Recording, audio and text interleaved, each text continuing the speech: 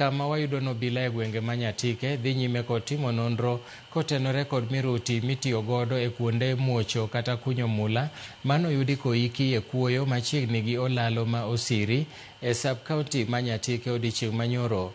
Jatend obila e sub-county ma Nyatike Juma Londo wacho ni pok giyango ng'at mane nyalo bedo noketo mirutino kanyo kendo pod gidhi nyime gi timo nonro.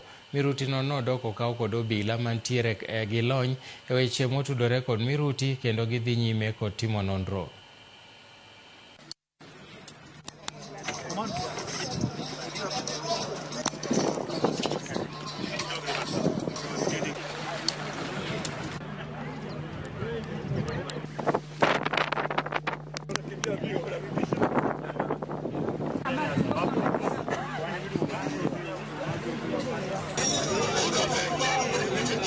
Baruti ma korigolo kama koro sirikal okasore golo kani.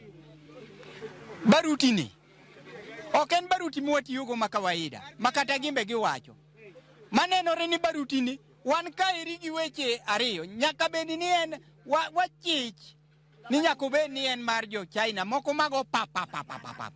Baruti ma nyaka ne nyuoma ka an gi higa 32 pok aneno gima chalo kama to kawuono wuotho chung' kamoro amora nyaka joma ne dhi ohala kaka an akwamo. Hatujafurahia kwa hiyo kitendo ambacho kimefanyika hapa.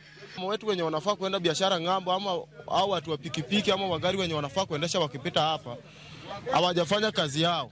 Tulipata ripoti kwamba kwa Samaria Mwema kwamba kuna waya ameona kwa bridge nyekundu ambayo anaona inatoka chini ya mchanga, na tulikuja tukaona ni kweli, tukapata waya inatoka chini ya mchanga kando ya bridge, na hapo tukasemezana na tukaamua tuite wale wanaohusika kuangalia. Tukaita timu ya bomb disposal na ya TPU from Migori.